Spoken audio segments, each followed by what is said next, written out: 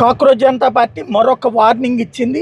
ఏదైతే విద్యార్థులను వివిధ రాష్ట్రాల్లో అరెస్ట్ చేస్తున్నారు, అరెస్ట్ చేసినటువంటి విద్యార్థుల్ని తక్షణం వదిలిపెట్టాలి, ఎవరి మీద కేసులు పెట్టకూడదు. ఢిల్లీలో జరిగిన దాని మీద ఢిల్లీలో వదిలేసి రాష్ట్రాల్లో కేసులు పెడుతున్నారు.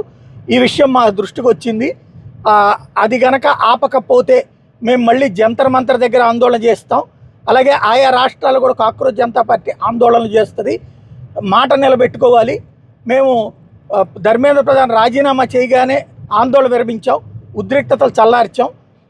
మళ్ళీ ఉద్రిక్తతలు రెచ్చగొట్టద్దు ప్రభుత్వం అన్నటువంటిది చెప్తూ వచ్చింది. అయితే ప్రభుత్వం తరపు నుండి ఉండేటటువంటి వాదన ఏంటి అంటే, ఏ విద్యార్థి మీద నా కేసులు పెట్టట్లేదు, జరుగుతున్నటువంటి కేసులన్నీ కూడా ఎవరైతే రాళ్ళు చేశారో, ఎవరైతే షాపుల మీద దాడులు చేశారో, ఎవరైతే అరాచకాలు చేశారో వాళ్ళ మీద మాత్రమే అన్నటువంటిది ఆయా ప్రభుత్వాలు చెప్తున్నాయి, పోలీసులు చెప్తున్నారు. అయితే ఆ పేరుతో మిగతా వాళ్ళ మీద కూడా దాడులు జరుగుతున్నాయి. అంటే ఎవరైతే ఈ మోడీని దూషించారు, మోడీ మీద దారుణమైనటువంటి పదజాలం వాడారు, వాళ్ళ మీద కూడా చర్యలు తీసుకుంటున్నారన్నదే ఇక్కడ కాక్రోచ్ జనతా పార్టీ వాళ్ళ ఆవేదన. ఎందుకంటే వాళ్ళ దృష్టిలో అబ్యూజ్మెంట్ అంటే బూతులు తిట్టడం అనేటటువంటిది పెద్ద ప్రాబ్లం కాదు.